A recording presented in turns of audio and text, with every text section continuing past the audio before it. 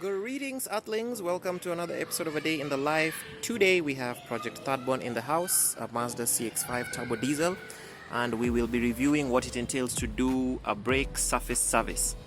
You will need some basic tools to get access to the brake assemblies. You will need some brushes, some gloves for your safety, maybe some rugs, and some lubricants. Over there we have copper grease, moly slip, and some hydraulic fluid. And I'll show you where these all get used as we go along. So let's get to it, shall we?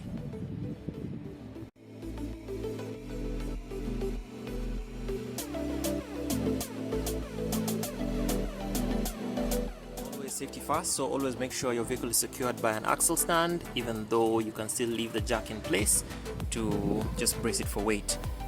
As is typical with most of these suspension setups, you will have either a single port or a dual port brake system, and so you will have the brake caliper assembly with the carrier that holds the retainer springs and the pads in there, and they're usually held in place by two bolts, top and bottom. So you need to undo those and then access the brake pads.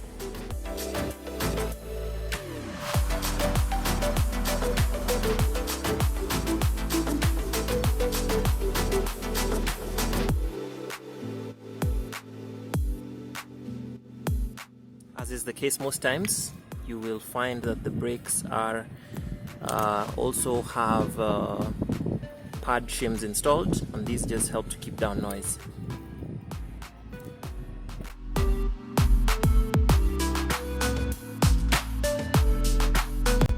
The retainer springs are the ones that hold the pads in place and are also usually quite compromised, so it's best to take a look at them and make sure they are clean and are not broken or bent out of shape. While the assemblies are apart, it's usually a good time to also take a look around and inspect the area.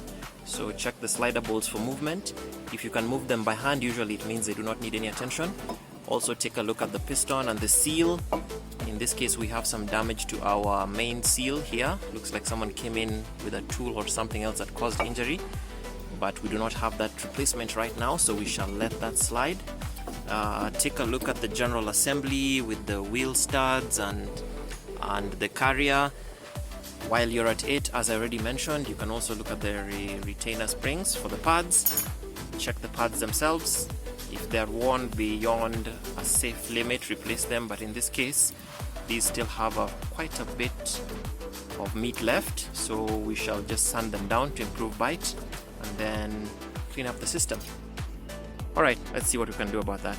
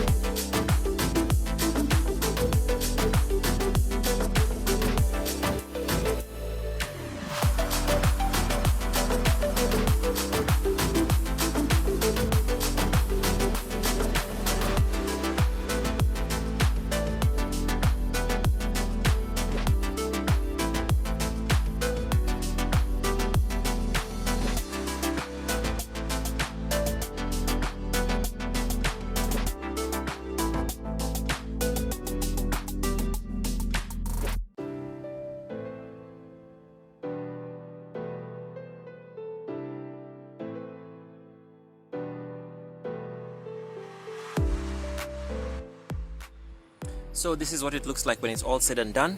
We also put a dab of some copper grease on the wheel studs to act as an anti-seizure compound, and you can also see all the mating surfaces in there are also all lubricated, as well as the sliding assemblies.